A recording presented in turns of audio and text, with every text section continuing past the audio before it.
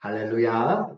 아멘. 오늘은 예배의 승패라고 한 주제로 말씀을 같이 나누도록 하겠습니다.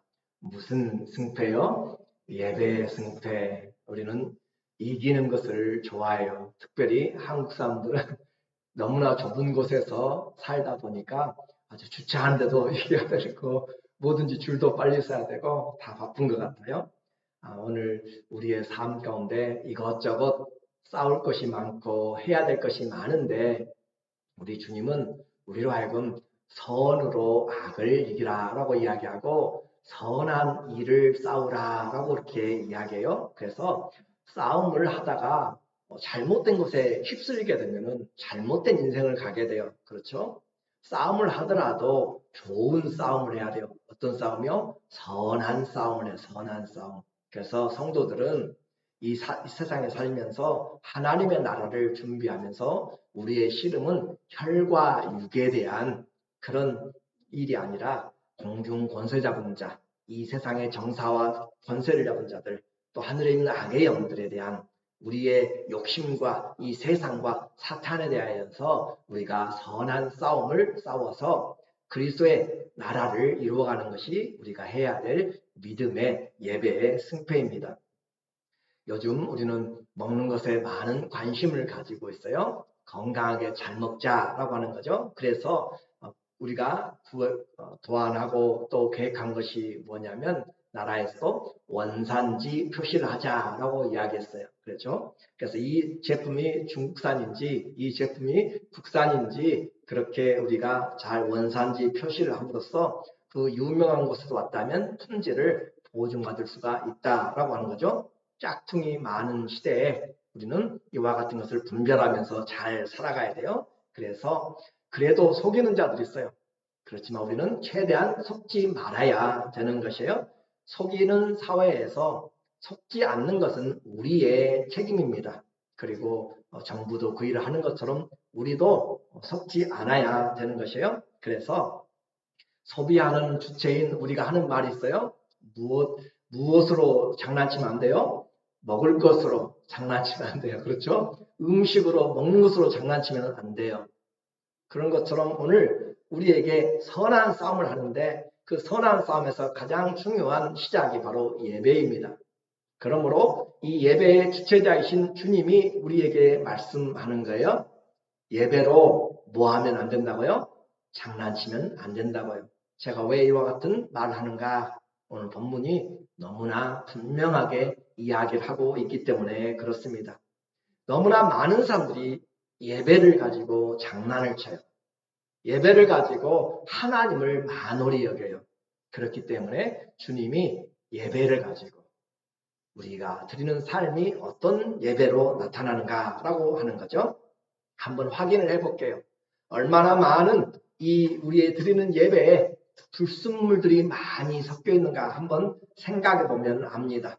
불순물이 많이 많아질수록 하나님 앞에 신령과 영으로 드리는 예배, 진정, 진리, 말씀으로 드리는 예배가 거기 안에 우리의 육신의 소욕과 또 우리의 모든 바라는 세상의 풍조와 세상의 종교와 또 우리의 관습들과 우리의 습관들이 다 들어와서 이 하나님이 영으로 드려야 되고 진리 말씀으로 드려야 되는 그 예배에 우리 안에 얼마나 잡다한 것들이 들어와 있는지, 그래서 거기에 내가 원하는 레시피들을 많이 넣고 예배 드린다고 중언부언한다고 하나님이 받으신 것이 아니다라고 하는 것이에요.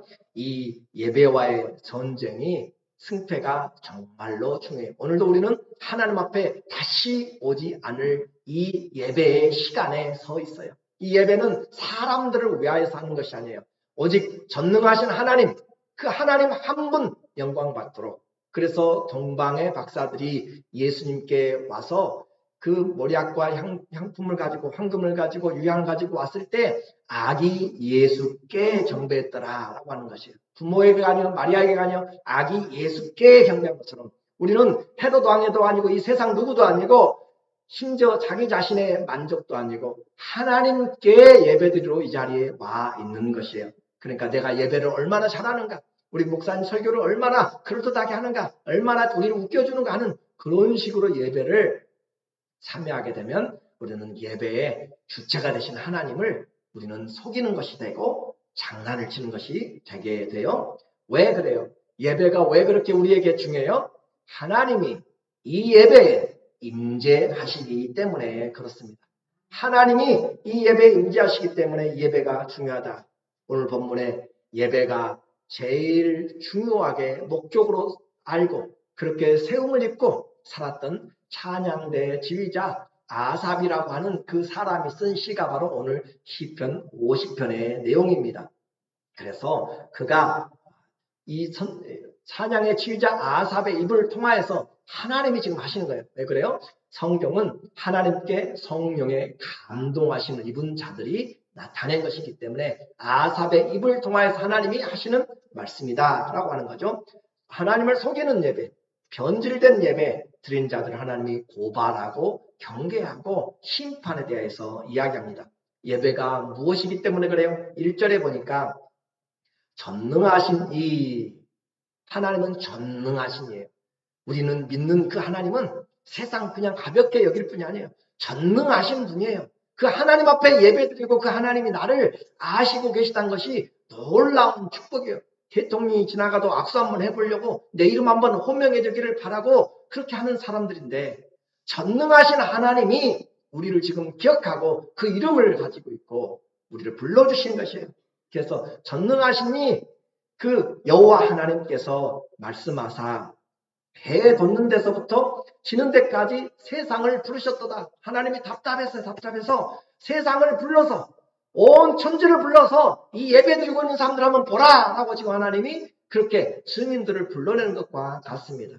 성경에 여러 이 예언자들의 표시였고 또 하나님의 말씀을 받은 자들이 이와 같이 하는 내용은 바로 우리의 예배는 천지를 지으신 하나님 앞에 예배드리는 것이고 모든 만물들이 하나님의 음성을 들어야 되기 때문에 그래요. 그리고 그들을 불러내서 하나님이 하시는 말씀이 우리 하나님이 오사 잠잠하지 아니하시니 하나님이 오셔요. 그 하나님이 오신다. 방문하신다는 것이에요. 하나님이 오세요. 누구에게 오세요? 하나님 앞에 모인 자들에게 오시는 거죠. 하나님이 오셔서 하나님이 오사 잠잠하지 아니하시나니 그 앞에는 삼키는 불이 있고 그 사방에는 광풍이 불리로다. 이것은 과거 시내산에 임하였을 때 하나님의 영광이 창조주가 처음으로 공식적으로 오피셜리 이 땅에 임하신 사건이 바로 출애굽기 19장에서 나타나고 있는 그 하나님이 시내산의 강림 사건이잖아요. 그때 연기가 자욱하고 그리고 캄캄함이 임하고 나팔 소리가 나고 불같이 임하면서 하나님이 말씀하시더라 라고 하는 그 놀라운 광경을 지금 다시 이 예배자는 이 아삽은 우리의 예배 쉽게 생각하지 말고 전능하신 하나님 땅끝까지 이르신 하나님께서 그분이 임하시는 자리다 라고 그렇게 말해요. 하나님이 오사 잠잠하지 아니하시니 그 앞에는 주님이 오시는데 천군 천사들 대동하시고 우리 예배를 살피고 계십니다.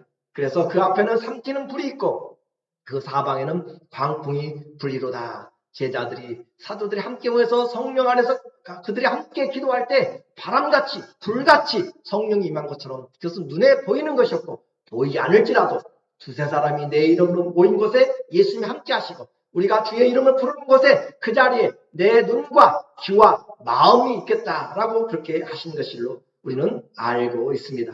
이제 창조주 하나님이 우리 눈에 보이지 않지만 수많은 영적인 존재들을 대동하시고 이 자리에 주의 이름을 부르는 곳마다 주님이 임하셔서 하늘에 임재가 영광이 있는 그것이 바로 예배의 현장입니다.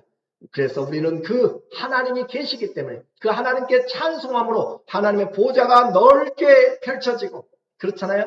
왕이 과거에 지나갈 때 그 앞에 융단을 까는 것처럼 하나님의 길을 지나갈 때 많은 사람들이 먼저 보디가드들이 지나가서 길을 닫고 준비하는 것처럼 여호와의 길을 예비하라 광야에서 외친 자의 소리여 하는 것처럼 우리는 이와 같이 우리의 찬송을 통하여서 모든 죄들을 그리고 모든 약한 것들을 다 떨어뜨리고 하나님의 오시는 마음으로 우리의 길들을 예비하는 것이죠. 그리고 주님 앞에 이 찬송하면서 그리고 주의 이름 앞에 우리가 기도하면서 우리의 간구를 그리고 우리에게 하나님의 임재의 도움을 요청하는 그 기도를 통하여서 주님과의 연합이 되죠. 그리고 말씀하시는 시간, 설교는 사람의 소리를 나타내려고 우리가 이 자리에 이 시간을 만든 것이 아니에요. 예배의 모든 가장 핵심은 바로 하나님이 말씀하시는 시간, 이 시간이 바로 가장 예배의 꽃이 되게 됩니다. 그러므로 이 말씀을 통하여서 하나님이 이렇게 말씀하시는 것, 그 사람의 귀로 듣지 말고 하나님의 말씀으로, 요한계시록 계속 하시는 말씀이 뭐예요? 교회들에게, 성령이 교회들에게 하시는 말씀을 들을지어다. 성령이 하시는 말씀이에요. 그러므로 이와 같이 왜 하나님이 이와 같은 임재로 나타나고 그렇게 말씀하세요? 왜 그래요? 우리와 하나님이 보통 사이가 아니기 때문에. 어떤 사이가 아니에요? 보통 사이가. 어떤 사이인가 보세요. 4절에 보니까 4절, 하나님이 자기의 백성을 판결하시려고 하늘 위 하늘과 아래 땅에 선포하여 이르시되, 하나님이 자기 백성들을 지금 판결하시려고, 예배로 장난치고 있는지 안 하는지 하나님이 지금 판결하시려고 하늘과 또 아래 땅에 선포하시며, 그래, 하나님은 조그만 구멍가게 하나님이 아니세요.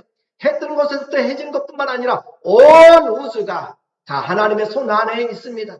그래서 하나님이 위 하늘과 아래 땅에 주님이 선포하고 계세요. 무엇을요? 하나님의 예배가 얼마나 중요한지. 그래서 온 천지에 선포하는 것이에요. 5절에 이르시되, 하나님의 말씀입니다. 나의 성도들을 내 앞에 모으라. 나의 성도들을 내 앞에 모으라. 그들은 제사로 나와 언약한 이들이라 하신도다. 나의 성도들 모으라 라고 온 천지에 천사들을 통하여서 소집의 명령을 내리는 것이죠. 그리고 다 모으라. 왜 그래요? 그들은 제사로 나와 언약하였다. 제사로 나와 언약했다는 것은 나와 예배로 언약했다, 그 말이에요. 나와 예배로 언약했다. 더 쉽게 표현한다면, 이들은, 내가 불러 모은 자들은, 이들은 성경에 손 얹고 하나님을 섬기고 하나님께 충성하기로 맹세한 자들이 예배자들이다. 맞습니까? 틀립니까? 맞아요? 틀려요? 맞죠? 우리가 예수님을 주라고 고백하는 것은 우리의 힘으로 된 것이 아니에요. 성령으로 말미암지 않고는 예수님을 주라 할 자가 없다고 그랬어요. 주님이라고 한 것은 그냥 말로 주님이 아니라 나의 메스터요. 나의 로드입니다. 나의 모든 것 대신 주인이요, 주인. 주인에게는 충성하는 거잖아요, 우리가. 내가 예수님을 주님으로 모신다는 것은, 내가 하나님을 하늘 아버지로 이렇게 이야기한다는 것은 모든 것에 그분이 최우선 자리에. 그래서 우리는, 성도는 이 성경에, 하나님의 말씀에, 성경에 손 얹고 맹세한 사람들이 성도, 교회라고 그렇게 부릅니다. 그들을 하나님이 지금 불러 모으는 것이에요. 그들은 나와 예배로 언약한 자들이다. 우리는 보통 관계가 아니라 하나님과의 언약한, 여러분은 잊어버릴지 몰라요. 그냥 가볍게 약속 잊어버리고 주일을 그냥 건너뛰고 바쁘고 이런저런 일로 핑계댈 수 있어요. 그러나 하나님은 이 사실들을 기억하고 있어요. 분명히 하나님은 이 예배에 모든 것을 다 쏟아놓고 있기 때문에 그렇습니다. 자기 백성을 판결하신 하나님이 그 백성들 앞에 나타나십니다. 그리고 그분이 말씀하세요. 이 단순한 예배가 아니라, 사람들의 모임이 아니라 구원받은 자들의 이 영적인 예배가 가장 중요한 것으로, 그래서 이와 같이 존귀한 자인 것을, 저와 여러분은 세상 가운데서 가장 존귀한 자들이, 가장 존귀한 자인 것을 알지 못하는 사람들은 어떻게 해요? 돼지에게 뭘 주지 마라 그래요? 진주가 없어가지고 좁아지를 못했는데, 돼지에게 진주를 주지 말라. 왜 그래요? 가치를 몰라요, 가치를. 그렇죠? 돼지에게는 뭐든지 맛이 변한 것도 먹을 것이거든요. 자, 이와 같이 존귀한 줄 알지 못하면 짐승과 같다라고 이야기해요. 이것은 아삽의 말이 아니라 바로 시편 49편에 고라라고 하는 그 사람이, 고라의 자손이 쓴 49편, 시편 49편 20절에, 존귀하나 깨닫지 못하는 사람은 멸망하는 짐승과 같도다. 죽어가는 짐승과 같도다. 우리가 하나님과 언약한 사람인 것을 알지 못하면 짐승과 같이 산다. 그 말과 같이 생각해 볼 수도 있습니다. 오늘 주님이 마침내 세상을 부르시고 예배자들을 그분 앞에 다 불러 모아서 예배를 지금 살피시고 고발하고 계세요. 7절에 보니까 우리를 고발하는 그 주님의 말씀을 내 백성아 들을지어다 내가 말하리라. 이스라엘아 내가 네게 증언하리라. 나는 하나님 곧 내 하나님이다. 다른 사람들에게는 하나님이 아닐 수도 있어요. 물론 온 천하가 다 하나님의 것이지만 그러나 그 주님은 우리와 언약한 자들이기 때문에 그렇죠? 다른 사람들이 제 아들의 친구들, 딸의 친구들이 저한테 아버지라고 할 수 있어요. 그러잖아요? 그러나 내가 진짜 아버지는 아니잖아요. 그들이 뭐라고 하든지 아버지라고 안 부르고 아저씨, 삼촌 뭐라고 불러도 큰 문제가 없어요. 그러나 우리 아들, 딸들이 저한테 아저씨, 삼촌 하면은 문제가 심각해져요. 그러잖아요. 우리 하나님은 우리에게는 세상 사람들은 하나님에 대해서 뭐라고 불러도 큰 마음 상하는 것이 없어요. 그러나 성경에 예배로 이렇게 언약한 자들이 예수님을 주로 나의 하나님으로, 하나님을 나의 아버지로 그렇게 고백한 사람들이 하나님을 옆집 아저씨처럼 우상들로 같이 부르면 안 되는 것이죠. 그렇죠? 이스라엘아 내가 네게 증언하노라. 나는 하나님 곧 너의 하나님이다. 나는 여러분의 하나님이라고 하나님이 지금 말하는 거예요. 여러분의 하나님이다 라고 주님이 말씀하는 거예요. 그래서 그 주님이 고발하면서 나는 네 재물 때문에 너를 책망하지는 아니하리니 네 번제가 항상 내 앞에 있음이로다. 이스라엘이 습관적으로 드리는 아침과 저녁에 예배가 있는데 그와 같은 상번제 그들이 아마 예물을 가지고 왔던 것 같고 또 안식일에 가져왔던 것 같아요. 주님은 지금 예물에 대해서는 책망하지 않는다라고 했어요. 왜 그래요? 예물은 형편에 따라서 하는 것이고 그리고 그것은 주님 앞에 각자의 분량대로 그러나 하나님이 보시는 첫 번째가 아니란 말이에요. 가족이 모일 때 돈이 없어서 그 돈은 첫 번째 문제가 아니란 것이에요. 하나님이 우리에게 최우등 1등품의 어떤 황소를 요구하는 것도 아니고 어느 얼마 이상의 그 이상을 우리에게 내야 된다. 그렇게 주님이 지금 이 번제물을 가지고 예물을 가지고 주님이 말하지 않겠다. 그 말입니다. 그러므로 주님이 이렇게 하지 않는 이유가 뭐예요? 주님은 물질 때문에 목마르신 분도 아니고요. 배고픈 분도 아니고 물질이 부족해가지고 좀 더 쌓아야 되겠지 하는 여러분의 도움으로 부자 되려고 하는 그런 분이 아니세요. 모든 것이 다 주님의 것이에요. 11절 보세요. 11절에 보니까 산의 모든 새들도 내가 아는 것이며 새들도 다 알아요. 우리 이름조차도 몰라요. 그러나 하나님은 낱낱이 다 알고 계세요. 하나 쌀이 오래 2마리, 3마리씩 팔리는 것도 주님이 다 알고 계세요. 하나님이 허락지 아니하면 하나도 떨어지지 않는다라고 이야기했어요. 그리고 들의 짐승도 내 것이미로다. 아프리카 가보세요. 그 들짐승 무소떼들 수없이 양들, 가젤들 어마어마한 수십만 마리들이 달려다녀요. 누구의 소유예요? 하나님의 소유예요. 하나님. 다 하나님께서 내 짐승도 내 것이니라. 들의 짐승도. 내가 가령 주려도 네게 이르지 아니할 것은 세계와 거기에 충만한 것이 다 내 것이미로다. 하나님 인색하게 여기는 분이 아닙니다. 하나님 부족한 분이 아니세요. 그런데 그 주님이 우리에게 지금 그 예물에 대하여서 이야기를 이렇게 하시면서 그 예물 때문에 말해야 된다. 그렇다고 해서 하나님이 지금 이와 같이 우리에게 하나님을 함부로 해라. 그런 것은 아니에요. 우리의 마음의 중심이 어디 있는가라고 하는 것이죠. 하나님 없는 살림에 빚을 내서 주님을 섬기라고 하지 않고 이방 종교들처럼 자식을 아들을 들여서 그렇게 드려야만 된다고 하는 그래야 열정 있는 믿음이 있다고 그렇게 하나님은 하지도 않습니다. 인당수에 몸을 던지라고도 하지 않고 그렇게 우리 주님은 우리에게 모든 것이 하나님의 주권이기 때문에 하나님을 아는 자는 그 마음에 감사한 그 마음의 형편을 따라서 그렇게 하라는 것이 우리의 성경의 약속인 것이죠. 그러나 이 물질이 우상이 되면 안 되는 것은 분명히 주님이 우상이 되기 때문에 그렇습니다. 다시 말씀드린다. 예물은 하나님의 주권과 받은 것, 은혜에 대한 감사의 표현입니다. 만왕의 왕, 만주의 주님 앞에 우리가 예배드림의 이 시간에 또 이 은혜가 감사해서 드리는 거죠. 자, 그러므로 주님이 이제 살피는 것이 뭔가? 정말로 주님이 살피는 것. 여러분은 우리는 돈을 생각하지만 하나님은 돈의 문제가 아니라니까요. 하나님이 정말로 살피는 것이 살피는 것.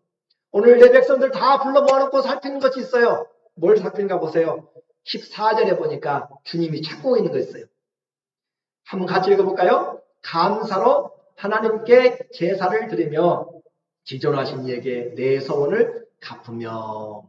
하나님이 찾고 있는 거 있어요. 한 사람 한 사람의 심령에 주님이 찾고 있어요. 뭘 찾고 있어요? 감사한 마음이 있는지 찾고 계세요. 하나님 앞에 감사한 마음이 있는지 주님이 지금 찾고 계신다. 하나님 앞에 원망과 불평으로 우리의 삶을 살아가는 것이 아니고 하나님이 주로 우리 아버지가 되셨다면 우리는 그분을 맡겨놓고 그래서 감사함이 없는 예배, 원망과 불평으로 마지못해 이 자리에 나와 있다면 그 심령이라면 주님이 찾아도 그 만족과 또 감사는 없을 것입니다. 물론 듣고 고칠 수 있는 기회가 되기 때문에 예배의 자리에 오는 것이 복이죠. 하나님 앞에 어려울 때 우리는 주님 앞에 기도합니다. 올해도 많은 사건도 많은 아픔도 있었을 것이에요. 또 여기까지 살아오면서 여러분이 하나님 앞에 어려움을 겪어내면서 병원에 얼마나 많이 갔고 또 수술도 하고 하나님이 나를 이번에 고쳐주시고 살려주시면 하나님께 기도해 보신 분들이 많이 있을 것입니다. 또 자녀의 문제로 앞길의 문제로 또 하나님께 간절히 기도하고 하나님의 길을 인도해 주셔서 이 자리에 있는 분들도 있을 거예요. 또 주님 앞에서 사업이 실패하고 결혼에 문제가 있고 천재지변이 있고 또 여러 알지 못한 말할 수 없는 그런 영적인 고통들에서 있다가 오늘 이 자리에 계신 여전히 생존하며 예배드리는 사람들이 있을 것입니다. 그런데 그들이 그 가운데서 정말로 간절히 기도하고 했던 그 기도 가운데서 오늘 이 자리에 있는데 그 하나님 앞에 기도했던 서원의 기도들을 간구들을 잊어버렸다라고 하는 것이죠. 마치 보따리 물에 빠진 사람 건져냈더니 뭐라고 그래요?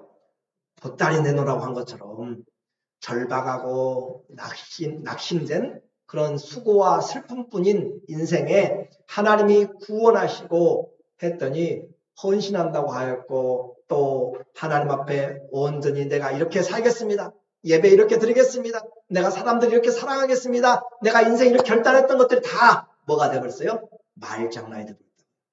하나님 앞에 예배로 장난을 쳐버렸다. 그래서 하나님을 경멸히 여기면 안 된다라고 하는 것입니다. 감사로 하나님께 제사드리며 지존하신 이에게 내 소원을 갚으며 하나님이 지금 네 약속을 잘 지켰는지 그걸 찾고 계신다라고 그렇게 하시고 그리고 환난 날에 그런 자가 감사가 있는 자 그리고 하나님 앞에 이렇게 반복하여서 자신을 개혁시키고 신앙에 조금씩 성숙을 위하여서 피 흘리기까지 죄와 싸우면서 해나가는 사람들에게 환난 날에 나를 부르라. 내가 너를 건지리니 내가 나를 영화롭게 하리로다. 아무나 환난 날에 그냥 건져준다고 그렇게 하지 말라고 하나님은 이야기하세요. 물론 긍휼이 많으신 하나님이 우리를 도와주시죠. 그러나 하나님의 본질은 우리가 하나님 앞에 감사함을 알고 힘들고 어려워도 주님이 지켜주신 것을 알고 감사로 하나님 앞에 또다시 건져주실 것을 알고 믿는 자들에게 주님에게 SOS를 하고 911 전환하는 사람들에게 주님께서 그들을 건져내어서 그들이 나를 또 영화롭게 하리라. 그들은 말장난을 하는 것이 아니에요. 그들은 하나님이 구원해 주시고 여기까지 인도하시고 은혜 위에 은혜로다. 은혜 위에 은혜로라 그렇게 하면서 점점 더 풍성한 은혜로 주님의 은혜가 왕노하는 그 삶이 하나님이 만들어 나가신다라고 하는 것입니다. 그래서 하나님이 살펴보시는 것은 그 예배에 무언가 잘못이 있는가? 뭐가 잘못인가? 예배 때 가지고 올 참된 재물은 감사한 마음이라고 이야기했습니다. 감사한 마음과 서원한 것, 하나님 앞에 어렵고 힘들 때 건져주심으로 내가 감사했던 것에 약속을 지키는 회개의 열매, 또 내가 또 하나님 앞에 서원한 그 약속의 열매들을 결단의 실천들이 있는가, 그걸 살피는 것이에요. 날마다 약속 펑크내고 그 약속 실대가 없는 그런 사람이 아니라 하나님 앞에 내 말에 중심을 가지고 지키는 사람, 그 사람을 주님이 지금 찾고 있다라고 하는 것이죠. 구원받은 성도들의 삶이 하나님께 약속한 것과 전혀 다르게 삶이 변하지 않습니다. 삶이 변하지 않고 매일 나가서 오늘 예배 드렸으니까 복 주시겠지, 나가서 똑같이 사람들하고 다른 사람들하고 세상 사람들, 세상 풍속을 쫓아서 살아가는 것과 똑같이 살아가는 그 사람들에 대해서 하나님이 마음을 닫아버립니다. 오늘 주님이 마음을 점검하신다고 하시네요. 어떤 마음으로 예배를 지금 드리고 있는가? 이 예배를 위해서 나는 삶을 가지고 와야 되는 것이에요. 이 예배 시간만 됐다고 주일을 와서 11시에 예배 드린다고 또 정한 시간에 모이는 것이 아니라 내가 하나님과의 약속을 가지고 실천한 것들을 가지고, 못한 것은 회개의 마음을 가지고 주의 도움을 구하는 마음을 가지고 와서 주님이 원하는 그 상한 마음, 주님이 원하는 또 감사의 마음, 주님 앞에 다시 실천하는 삶의 그 준비를 주님이 지금 찾고 계신다라고 하는 것이죠. 그래서 구별이 필요하기 때문에 그래요. 악한 사람과 주님을 따르는 의인들의 삶에 구별이 필요하기 때문에. 양과 염소가 교회에 함께 있습니다. 그렇죠? 양과 염소가 교회에 함께 있어요. 그래서 하나님이 갈라내시기를 원하시는 것이에요. 왜 하나님이 이 예배에 대해서 이렇게 지금 찾고 있는 것이에요? 그것이 진짜 성도이기 때문에, 진짜 그 사람이 성경에 손을 얹고 하나님께 충성을 맹세한 사람이기 때문에 그래요.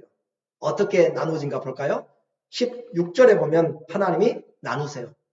악인들에게는 하나님 이르시되, 여기서 악인은 세상 불신자들을 말하는 것이 아니에요. 주님 앞에 나와서 뭐하는 사람, 재물 가지고 오고 예배드리는 사람을 이야기해요. 그들에게 이르시되, 네가 어찌하여 내 율례를 전하면, 그들이 하나님의 말씀을 전하네요. 내 언약을 입에 두느냐. 하나님 나의 하나님이라고. 하나님 나에게 복 주실 것이라고. 내가 이렇게 섬겼기 때문에, 어린 양을 가지고 내가 이렇게 했기 때문에 하나님 나에게 복 주실 것이라고. 그렇게 하는 악인들아, 나는 너를 도무지 알지 못한다는 거잖아요. 그죠? 네가 내 교훈을 미워하고 하나님의 말씀을 전하면서 말씀을 미워해요. 하나님 말씀을 싫어해요. 내 말을 귓등으로 들어요. 빗전으로 듣고 흘러가게 만드는 것이에요. 악인들, 하나님께 합당하지 않는 자들도 주의 말씀을 듣고요. 그리고 언약을 언급하고요. 예배를 드립니다. 그러나 하나님 말씀을 잔소리로 들어요.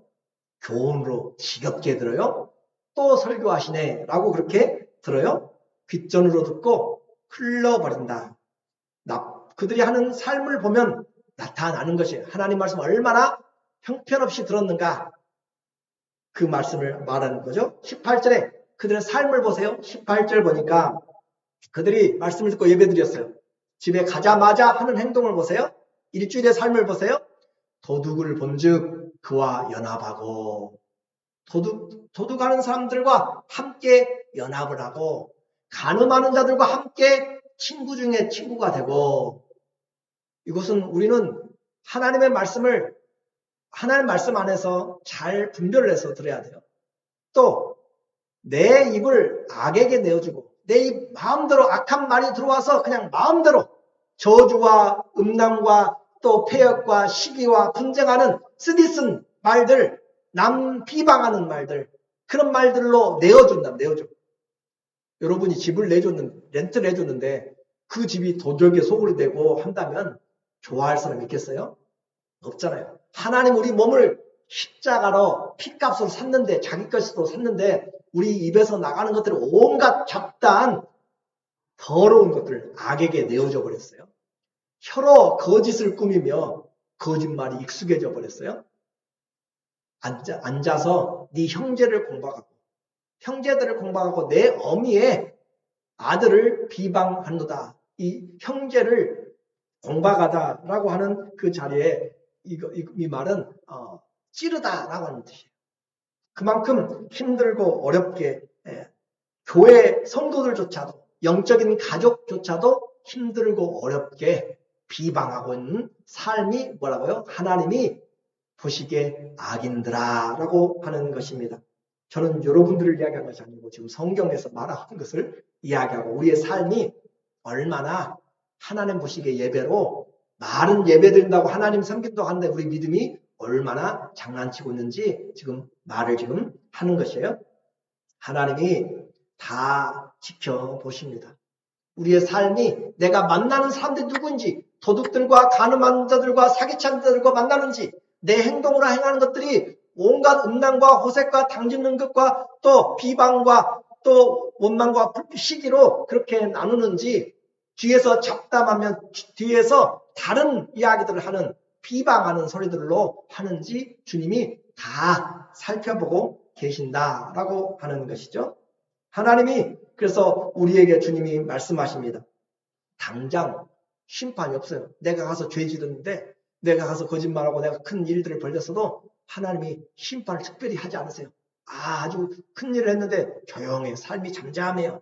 그러니까 그러면서 하나님이 이거 용서하셨구나, 하나님이 안 보시구나, 하나님 말씀만 하시지 실제 능력이 없네 라고 착각하고 오해하는 사람들에게 하나님의 말씀이 들려집니다. 21절 말씀해 보니까 네가 이 일을 행하여도 내가 잠잠하였더니 네가 나를 너와 같은 줄로 생각하였도다. 그러나 내가 너를 책망하여 네 죄를 네 눈앞에 낱낱이 드러내리라 하신도다. 하나님요, 눈 뜨고 벙어리가 아니고 장님이 아니고요, 못 듣는 그 귀머거리가 아니세요. 말 못하신 분이 아니시고 하나님이 다 아세요. 그래서 우리에게 주님이 분명하게 이야기합니다. 22절에 하나님을 잊어버린 너희여 이제 이를 생각하라. 예배 드리는데 누굴 생각하지 않아요? 오늘 찬양대가 몇 명이 나왔을까? 오늘 찬양대는 무슨 옷을 입었을까? 아니면 오늘 밥의 식사는 뭐일까? 오늘 맛은 맞을까? 그런 걸 보는 것이 아니에요. 하나님을 잊어버리면 안 돼요. 예배는 누가 받으시는 거예요? 하나님 받으시는 거예요. 하나님 받으시는 것이기 때문에 하나님께 집중을 해야 돼요. 내가 이런 마음을 가지고 가면 예배를 받으실까? 하나님, 내가 이렇게 힘든 마음 주님이 아실까? 그래요. 하나님 아세요. 그래서 하나님이 중심이 되지 않냐고 온갖 잡다한 것들로 와가지고 인사 안 한다고 교회 안 나온 사람들 나는 너무너무 많이 봤어요. 어떻게 해야 돼요? 교회에 왔는데 인사를 안 해서 교회 안 나온 사람들 때문에 마음이 아파요. 다 인사받기를 원하는 거잖아요. 그죠? 우리는 주님 앞에서 하나님을 잊어버리면 안 돼요. 자, 뭘 기억해야 한다고 그랬어요? 하나님이 우리를 방문하신다고 그랬죠. 그렇죠? 예배는 하나님이 임재하신다고 그랬잖아요. 나의 성도를 불러 모으라고 그랬잖아요. 하나님이. 예배에는 생각할 것이 하나님이 계신다라고 하는 것이에요. 하나님이 계신다. 그리고 하나님이 임재하신다. 그리고 하나님이 살피신다라고 하는 거예요. 그 하나님이 살피시기 때문에 오늘 제가 여러분의 마음을 다 알지 못해요. 일주일 동안 얼마나 험난하고 힘들고 어렵게 마음 상하고 열심히 또 헌신했는지 저는 잘 알아줄 수 없어요. 그러나 하나님은 다 아세요. 여러분의 눈물과 수고와 애통하는 것까지도 다 아시고 또 반대로 은밀하게 죄진 것까지도 다 아세요. 하나님이 계십니다. 하나님이 임재하십니다. 하나님이 살피십니다. 이것을 기억하라 그 말이에요. 하나님을 잊어버린 너희여 이제 이를 기억하라. 그렇지 아니하면 내가 너희를 찢으리니 건질 자가 없으리라. 하나님이 분노하시면 막을 자가 없습니다. 우리는 예배로 장난치면 안 돼요. 하나님 앞에 예배드리면, 그래서 제가 기도할 때마다 또 마음으로 여러분에게 함께 나누는 것이, 한 번의 예배를 드려도 정확하게 드리고 하나님 이 한 번의 예배가 우리의 인생을 바꿀 수가 있는 것이에요. 또 다시 오는 예배라고 착각하지 마시고 이 예배는 이 마음을 들어서 최선을 다해야 되고 다음 예배는 다음에 그 환경에 맞춰서 최선을 다해야 돼요. 모든 예배가 하나님의 임재입니다. 그리고 우리가 드릴 수 있는 최고의 축복입니다. 그러면 하나님은 우리에게 이와 같이 완전한 것을 찾으시면 우리는 어떻게 살라고요? 아니요. 하나님은 부모보다 더 부모라니까요. 우리를 잘 아세요. 여러분의 자녀들이 어떤지 여러분이 대강 아시잖아요. 다른 사람보다. 그렇죠? 여러분의 생일 때 뭘 못해도 아시는 거예요. 여러분의 마음이 더 가 있는 것이에요. 힘들고 어려운 중에서 전화 한 통화만 해줘도 너무나 감사한 거예요. 부모보다 더 부모가 하나님이세요. 하나님이 여러분의 지금 마음들을 다 아신다니까요. 참새가 두 아싸리 오네 5마리, 1마리 덤으로 팔리는 그것까지 다 아시는데 그래서 하나님이 찾으시는 것이 우리의 상한 마음이잖아요. 시편 51편 17절에 주님 우리에게 완전한 예배를 원하는 것이 아니에요. 하나님께서 구하시는 제사는 상한 심령이라. 무엇 때문에요? 몸이 아파서 상한 것도 있겠지만 죄 때문에 상하고요. 약속 지키지 못해서 상하고요. 나는 원하는데 몸이 말을 듣지 않아서 제대로 나는 사랑한다고 해야 되는데 자존심이 강해가지고 못해요. 그렇잖아요. 상한 심령이라. 하나님이 상하고 통회하는 마음을 주께서 멸시하지 아니하시리이다. 죄가 문제가 아니라 죄를 회개하지 않는 것이 문제라고 했어요. 오늘 우리에게 주님이 찾으신 것은 우리의 마음이 어디 있는가. 하나님이 잊어버리고 내 것들로 가득 채워가지고 주님 앞에 와서 예배드린다고 주님은 받지 않으신다라고 했습니다. 자, 결론입니다.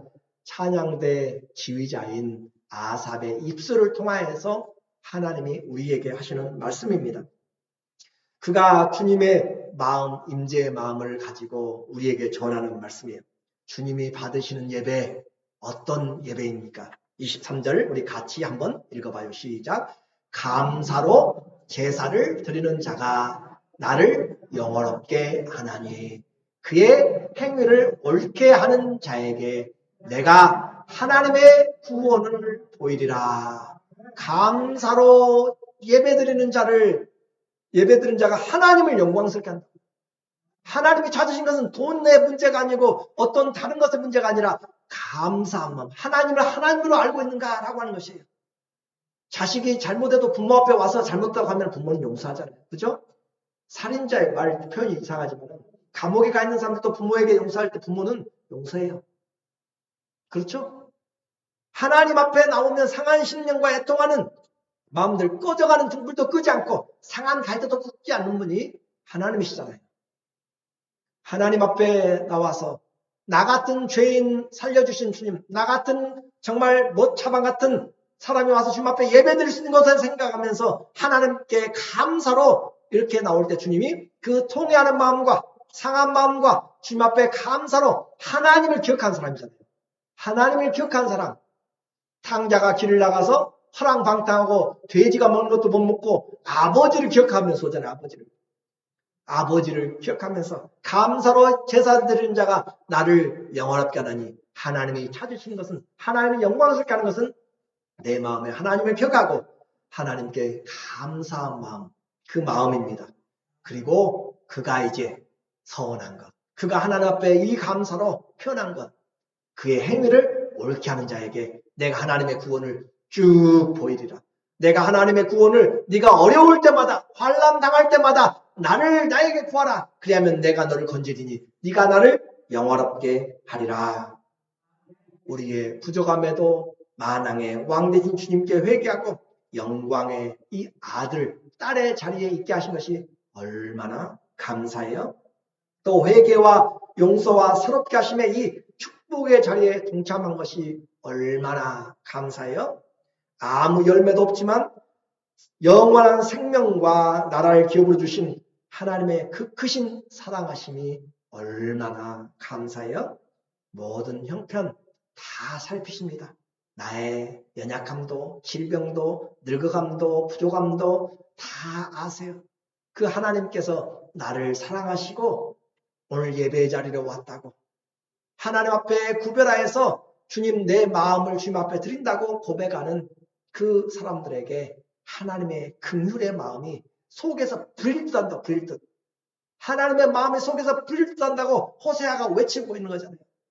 주님의 마음이 내가 너를 벌하리라 해도 내가 잘못했습니다라고 하니까 속에서 불이 막 일어나서 내가 용서하지 않으면 안 되는 하나님은 그처럼 부모보다 더 부모가 되십니다. 오늘 내가 넘어지고 7번 넘어져도 또다시 일어날 수 있는 것이 바로 그 소망 하나님 때문에 오늘 예배는 바로 그런 자리잖아요.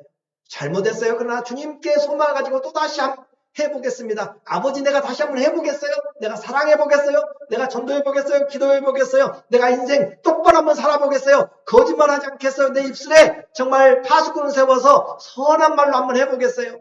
그런 마음의 결단들을 주님은 또 속을 줄 알지만 그래도 주님, 내가 이 시간에 하는 거 아시잖아요.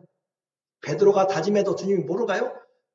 이 모든 사람이 다 주님 부인해도 나는 부인하지 않겠고 나는 죽어도 내가 주님을 따르고 사랑하겠습니다 했잖아요. 주님 아시잖아요. 그죠? 주님 아세요.